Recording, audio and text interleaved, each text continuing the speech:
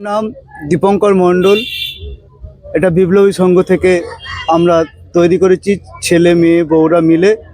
আমরা একটা পুরাতন দিনের ফিরে যাওয়া বা হারিয়ে যাওয়া জিনিসগুলো আমরা তুলে ধরতে চলেছি গ্রাম বাংলায়। প্রথমে দেখেছি একটা মারিয়ার গোঠো, যেটা থার্মোকলে বাটি দিয়ে তৈরি করেছি, সে মায়ের পায়ে থেকে জল আসছে। তারপরে দেখিয়েছি যে পাঠশালা, এখন আর আমরা বড় বড় স্কুল কলেজে পড়ি কিন্তু পাঠশালা আর দেখা যায় না, যেটা খড়ের চাল। আর তারপর দেখিয়েছি আমরা একটা গোশালা, যেখানে যিশু জন্মগ্রহণ করেছিল খড়ের মধ্যে দিয়ে, খড়ের চাল, খড়ের সব কিছুর মধ্যে দিয়ে। তারপর দেখিয়েছি ঢেঁকি, যেটা সাধারণত গ্রাম অঞ্চলেও এখন আর সাধারণত দেখা যায় না, সেই ঢেঁকি। আর তারপর দেখানো হয়েছে যে গ্রাম বাংলা অঞ্চলে যে খড় দিয়ে জাল দেওয়া হয়, গ্রামের বধূরা কিভাবে তারা জীবনযাপন করে সেটা দেখানো হয়েছে। তার আর একটা ঘর দেখানো হয়েছে যেখানে বুড়োরা হুঁকো খাচ্ছে, হুঁকো জিনিসটা এখন আর চলন নেই। আর তারপর দেখানো হয়েছে যে ঘরের মধ্যে বসে আছে, সবজি বিক্রি করছে, সাধারণত গ্রাম অঞ্চলে যেসব হয় সবজি বিক্রি।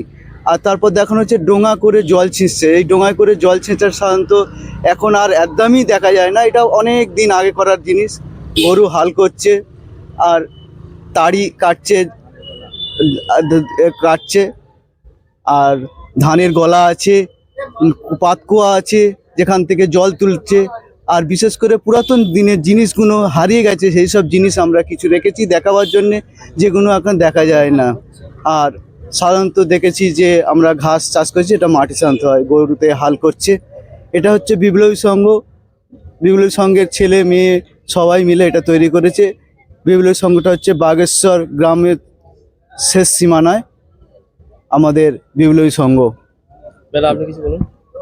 কি বলবো, বলুন কিছু, মানে আজকে এসেছি সেটা সম্বন্ধে বলুন।